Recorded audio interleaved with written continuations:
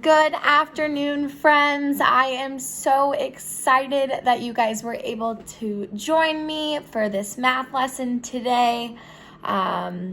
We will be doing a lesson on analog clocks and how to tell time. So I am very excited that you were able to join, and we're going to go ahead and jump right in.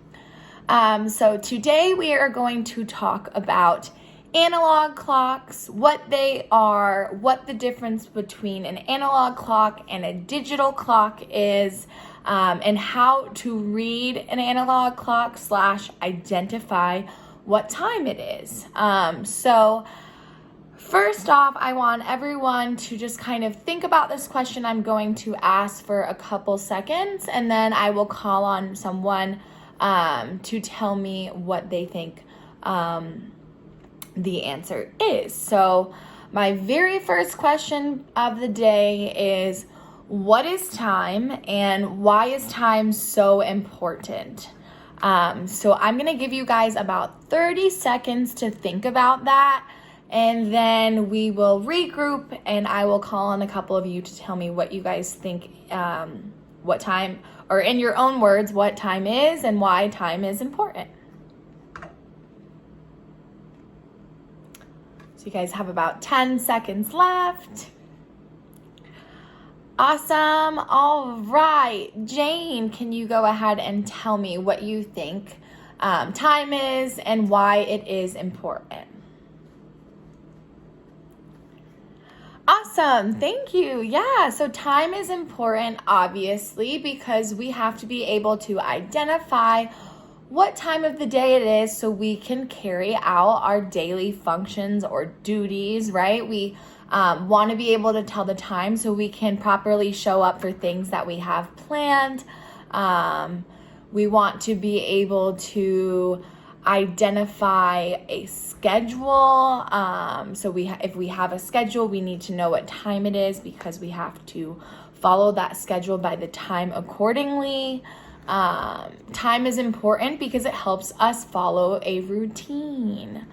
So yes, let's move on. So there are two different types of clocks. We obviously tell time by looking at clocks.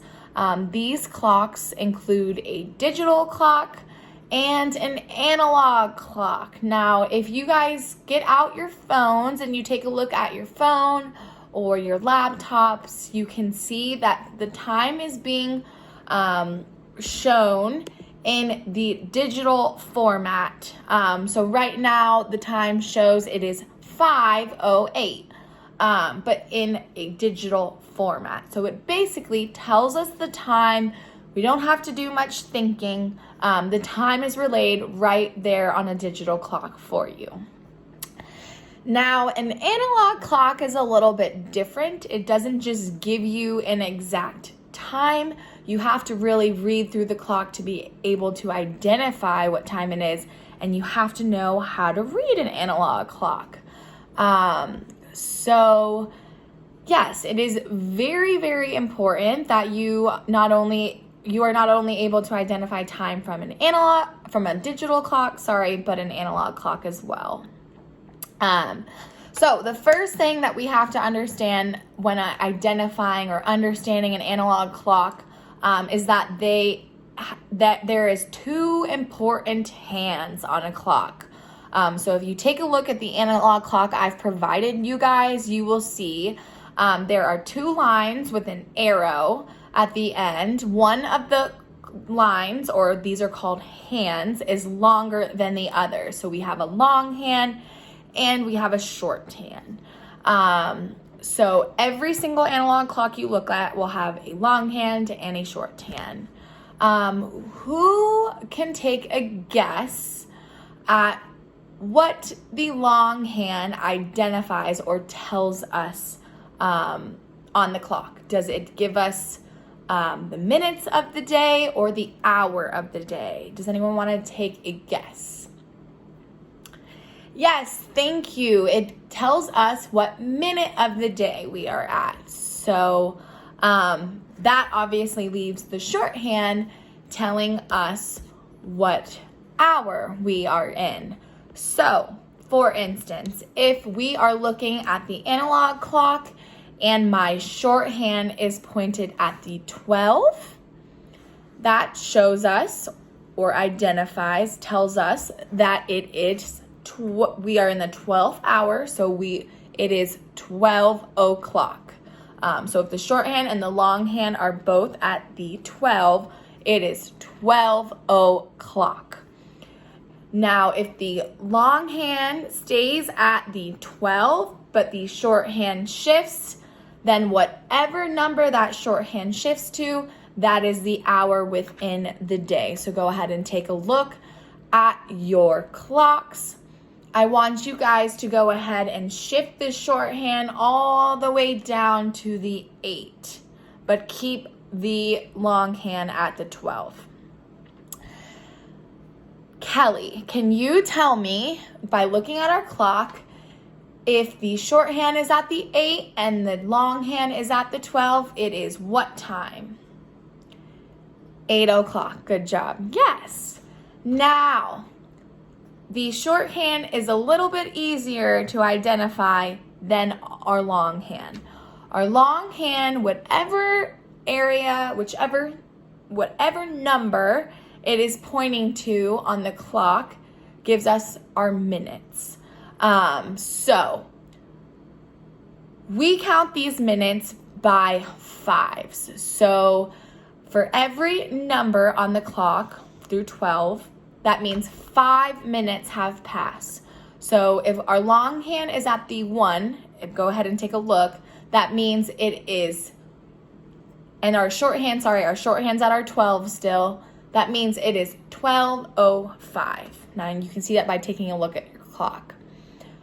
If that longhand shifts down to the 2, that tells us another 5 minutes has passed, so it is 12:10. So we count by fives all the way around the clock until we reach back to the 12. Okay?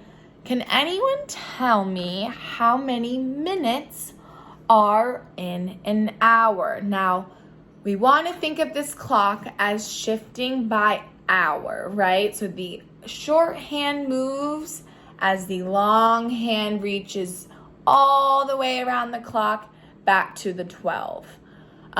So the shorthand is going to move a lot slower than the longhand. Can anybody tell me how many minutes are in an hour? By raising your hand, go ahead, I'll call on you. John, yes. There are 60 minutes within an hour. Good job. So this shows you or tells you that if I am shifting by fives all the way around my clock, that should equal up to 60 minutes. So if we start at the 1, I want us to all count out loud together. We're going to start at the 1 and we're going to count up by fives. So 5, 10, 15, 20, 25, 30, 35, 40, 45, 50, 55, 60. And now we're back at our 12th hour, or the number 12. 60 minutes has passed. Now, if the longhand has reached a full hour around our clock, do you think that the shorthand is shifting as well? Kelly, yes, the shorthand is going to be moving along as well. So, we're going to do a couple trial runs. I'm going to give you a time, or actually no, I'm going to show you an analog clock, and I will place my hands to show you a time, and you're going to tell me what time it is, okay? We will do this a couple times just to see if people are quite comprehending. So go ahead, take a good look at your clock. And I would like you to move it along as I give you the time. So the shorthand is on the 10, and the longhand is at the 9. So the shorthand, the hour hand, is facing the 10, and the longhand is facing towards directly on the number 9. Can you tell me what time it is, Amy? Yes, it is 10:45. Good job. And you know this because the longhand is at the 10, so we are in the 10th hour. The shorthand, and the longhand is at the 9. So how did you figure out that 45 minutes had passed, Amy? You counted by 5s. Good job. So we'll do this together again one more time as a class, guys. 5, 10, 15, 20, 25, 30, 35, 40, 45. So yes, if the longhand is pointed at the 9, then we know 45 minutes has passed after the hour. Great job with this. We are going to continue practicing our analog clocks. I want to give you guys an opportunity to really show me that you can understand and comprehend how to read an analog clock before I assess you guys. So the next few lessons we do will really be focused on this. Great job participating. I am so impressed, and I look forward to seeing you guys next class. Thank you for joining.